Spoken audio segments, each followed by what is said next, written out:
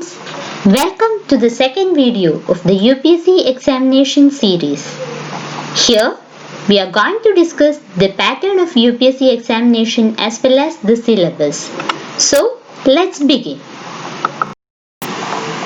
As I mentioned in our first session, the UPSC examination is conducted in three stages.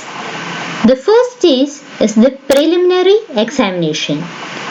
And this preliminary examination, it comprises of two compulsory papers of 200 marks each. And both these two sets of questions will be of objective type, multiple choice questions, and each of these papers is of 2 hours duration. The General Studies Paper 2 of the Civil Service Preliminary Examination, which is CSAT, it is a qualifying paper with minimum qualifying marks fixed at 33%. You just need to score 33% to clear the paper. So that paper is of qualifying nature. Now coming to the mains examination. The papers in the mains examination are: first one, it is paper A. This paper is on one of the Indian language from the languages included in the 8th schedule of Constitution. So candidate can select any one of the Indian language from the list of languages which are included in the 8th schedule of the Constitution. This paper is of 300 marks, and paper B is English, which is again of 300 marks. And both these papers are qualifying in nature. Their marks will not be counted for merit. Now moving on to the papers which are counted for merit. The first paper is an essay paper which is of 250 marks.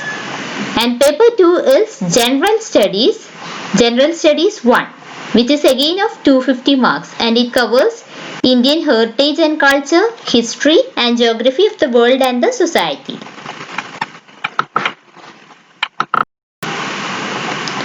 The third paper is General Studies 2, which is again of 250 marks, and this paper includes governance, constitution, polity, social justice and international relations. Now coming on to paper 4, which is again General Studies paper. It is General Studies paper 3, which is again of 250 marks, and the topics are technology, economic development, biodiversity, environment, security and disaster management. Paper 5 is again General Studies paper 4, which is of 250 marks, which deals with ethics, integrity and aptitude.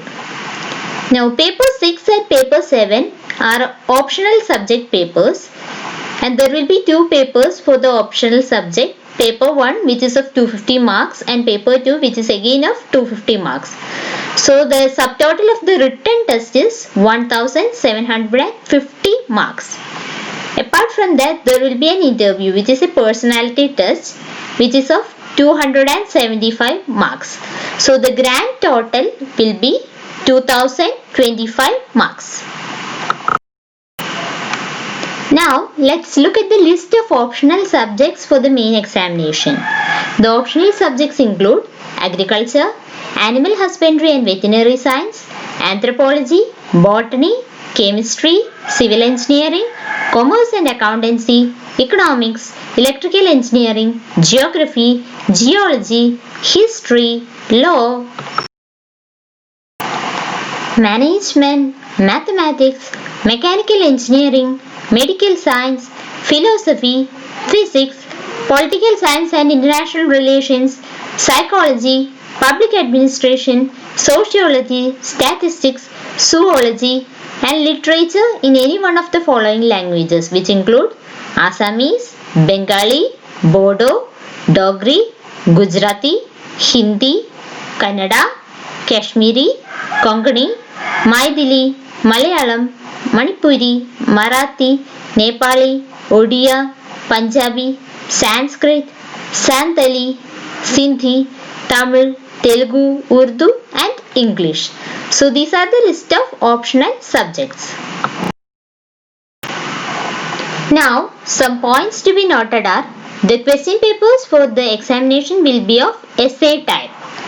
and each paper will be of 3 hours duration. Candidates can answer all these question papers except the qualifying language paper in any of the languages which are allowed in the 8th schedule of the Constitution of India. Apart from that, the candidate will have the choice to write the optional papers in English even if they have written the other papers in any of the other languages included in the 8th schedule of the Constitution. Now let's look into the syllabus of the preliminary examination.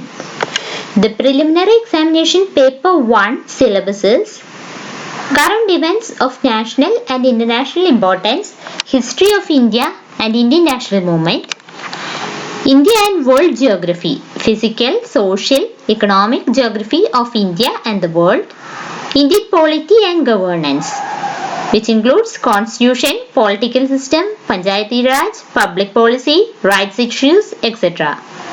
Economic and social development, sustainable development, poverty, inclusion, demographics, social sector initiatives, etc. General issues on environmental ecology, biodiversity and climate change that do not require any subject specialization, and general science. The paper 2, which is CSAT, includes comprehension, interpersonal skills including communication skills, logical reasoning and analytical ability, decision making and problem solving, general mental ability, basic numeracy, which include numbers and their relations, orders of magnitude, etc., which is of class 10th level, data interpretation, which includes charts, graphs, tables, data sufficiency, etc., which is again of class 10th level.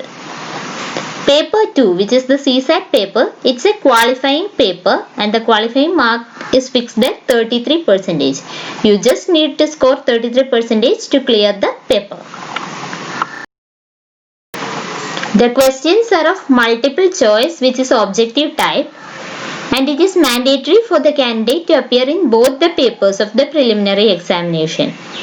If the candidate appears in only one paper, he or she is not qualified for evaluation. Okay.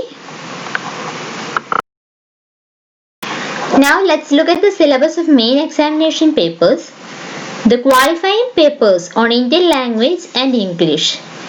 It is basically to test the candidate ability to read and understand serious discursive prose and to express his ideas clearly and correctly in English and Indian language concerned.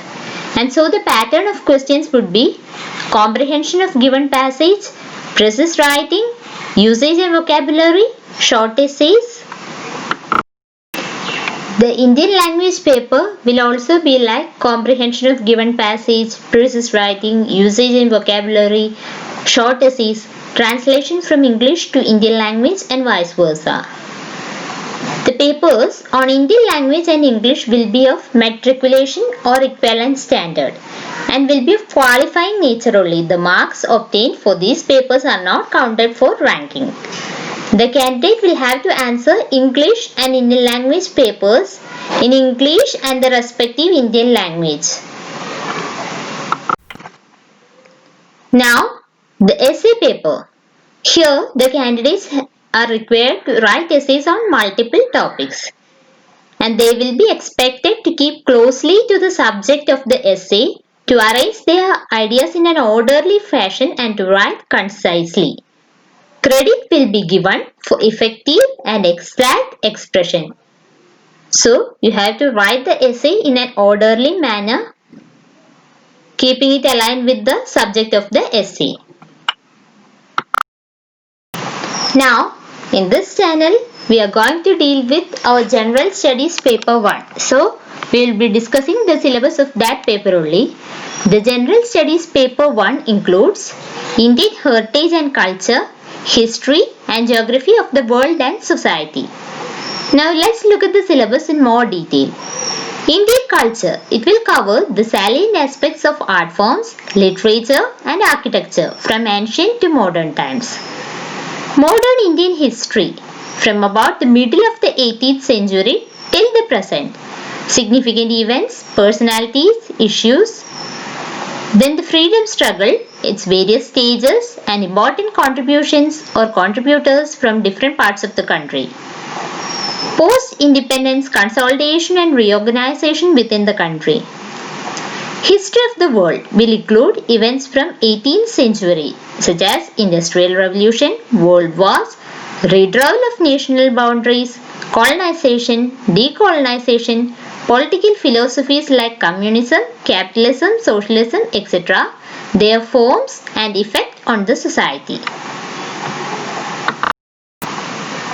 Salient features of Indian society, diversity of India, role of women and women's organization, population and associated issues, poverty and developmental issues, urbanization, their problems and their remedies, effects of globalization on Indian society, social empowerment, communalism, regionalism and secularism, salient features of world's physical geography, distribution of key natural resources across the world, including South Asia and the Indian subcontinent.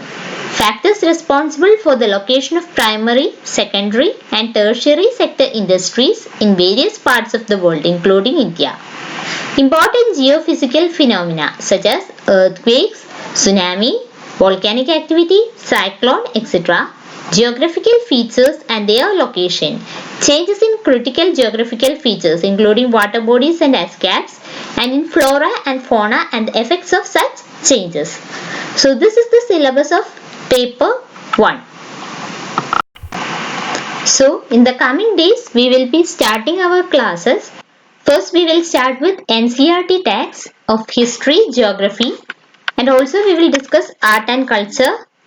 We will also be discussing previous question papers of preliminary examinations as well as English. So, wait for the coming sessions. The next lesson will be launched soon.